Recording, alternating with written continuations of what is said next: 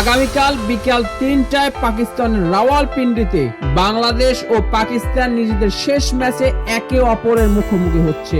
ICC champions ট্রফিতে group পর্ব থেকে ইতিমধ্যে বিদায় নিয়েছে পাকিস্তান এবং বাংলাদেশ। তাই এই ম্যাচটি শুধুমাত্র নিয়ম রক্ষার। এখানে জয় কিংবা পরাজয় কোনো প্রভাব ফেলবে না কোনো দলের জন্যই। তবে শেষটা জয় দিয়ে রাঙিয়ে নিতে চাইবে দুই দলই। পাকিস্তান আইসিসি চ্যাম্পিয়ন্স ট্রফির অন্যতম ফেভারিট দল হলেও টানা 2 ম্যাচ হেরে তারা চ্যাম্পিয়ন্স ট্রফি থেকে বিদায় নিয়েছে, যাতে হতাশ হয়েছে পাকিস্তানের ক্রিকেট প্রেমীরা। বাংলাদেশও যা ইচ্ছে তাই পারফরমেন্স করেছে।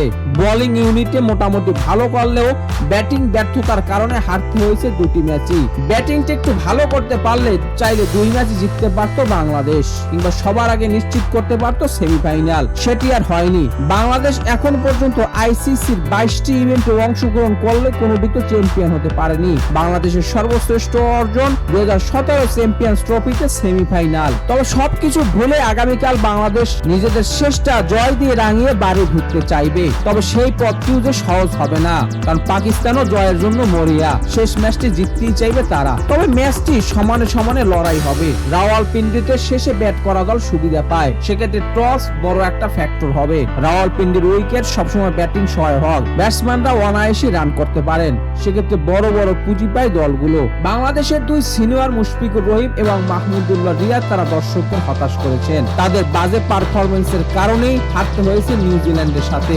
এই 2 সিনিয়র ক্রিকেটার একটু দায়িত্ব নিয়ে খেলতে পারলে বাংলাদেশ ভালো কিছু করতে পারত। তরুণদের ভিতরে মোটামুটি সবাই ভালো খেলছেন। তানজিদ হাসান তামিম ওপেনিংয়ে ভালো শুরু করলেও সেটা দীর্ঘায়িত করতে পারছেন না।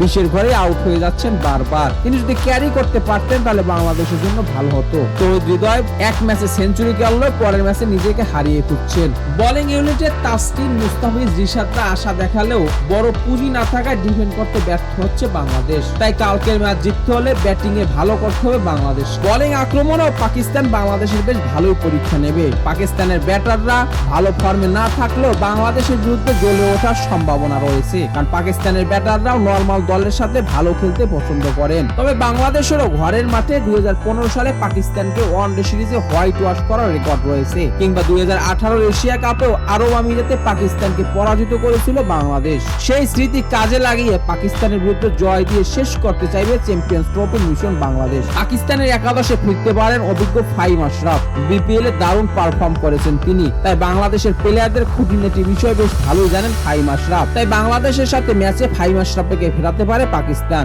বাংলাদেশ তাদের অপরিবর্তিত একাদশ নিয়ে খেলতে পারে। তবে সৌম্য সরকারের একাদশে ঢোকার সম্ভাবনা রয়েছে, সেক্ষেত্রে বাদ পড়তে পারেন মুশফিকুর রহিম। জাকের আলীকে কিপিং করিয়ে সৌম্যকে যদি ফেরানো হয় তাহলে বাংলাদেশের জন্য সেটি ভালোই হবে। বাংলাদেশের ম্যাচের জন্য রইল শুভকামনা। ক্রিকেটের সকল আপডেট সবার আগে পেতে আমাদের সাথেই থাকুন। চ্যানেলটি সাবস্ক্রাইব করতে ভুলবেন না এবং পেজটি ফলো দেবেন। ধন্যবাদ সবাই।